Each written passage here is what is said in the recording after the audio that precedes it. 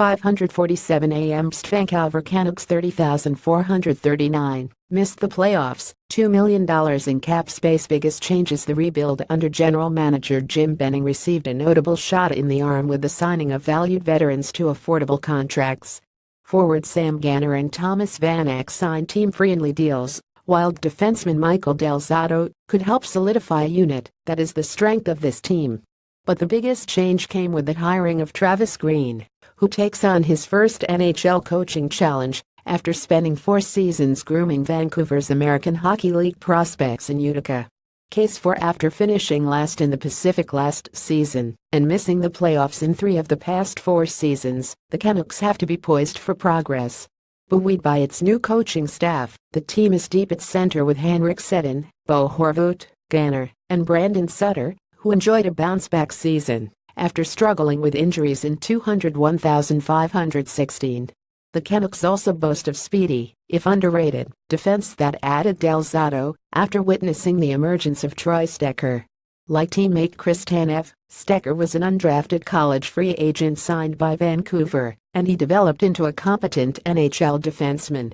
Expectations should remain fairly modest for the Canucks, who will be keeping a close eye on prized prospect Brock Boeser, a first-round pick in 2015 who started at the University of North Dakota last season, before impressing with 4 goals in a limited, minimum stint with the Canucks.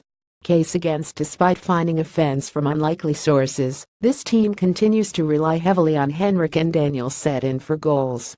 When the Twins don't score, the Canucks don't score. As such, it comes as no surprise that Vancouver couldn't score when the Sedins labored through a 201,617 season that was among the worst of their respective careers. With them struggling to get on the score sheet, the Canucks ranked 29th in offense last season, ahead of only the Les Stavros Colorado Avalanche. The Canucks also ranked 29th on the power play, a figure that was only magnified by a penalty kill that ranked 28th with a 76.7 success rate. Continuing to lean on the Sedins for offense is an untenable position, especially considering they just turned 37. The Canucks must establish a more balanced offense in order to find any success, and there's no indication that additions Gagner, Vanek, and Del Zotto will help do that. After being cast off by the Calgary Flames, Sven Baertschi and Marcus Granlund found their places in Vancouver, establishing career highs with 18 and 19 goals, respectively. But it will be incumbent upon them to prove that they can maintain that production. Even if they do, there's no guaranteeing that the Canucks will be able to muster enough offense to compete. After spending the past 2 seasons putting his imprint on the team, general manager Peter Chiarelli decided not to mess with success entering the 2017 offseason. But do the Oilers have enough to get past the second round?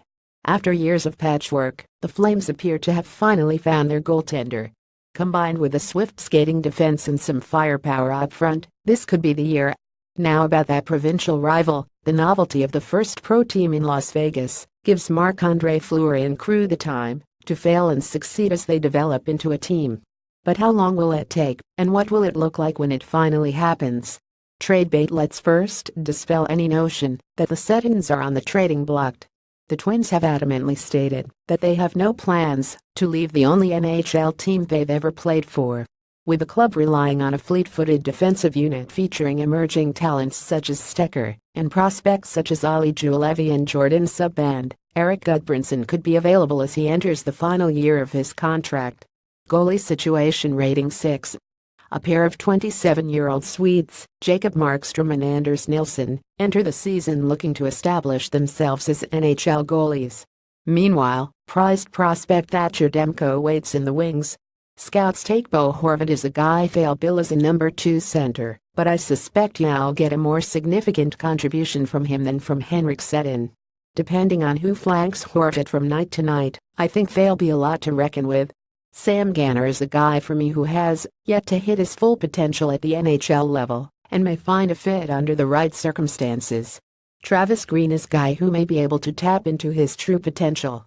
Prediction 7th in Pacific depth, Gert Combos forwards Daniel Sedin Henrik Sedin Louis Eriksson Thomas Vanekbo Horvath Brockbo Sir Marcus Grenlin Brandon Sutter Sven Berchi Alexander Burmistrov Sam Gannard Eric Dorset defenseman Alex Edler Kristanov Michael Delzato Troy Stecker Patrick Weir Sia Jarek Goodbranson Goliath Jacob Markstrom Anders Nilsson Thatcher Demko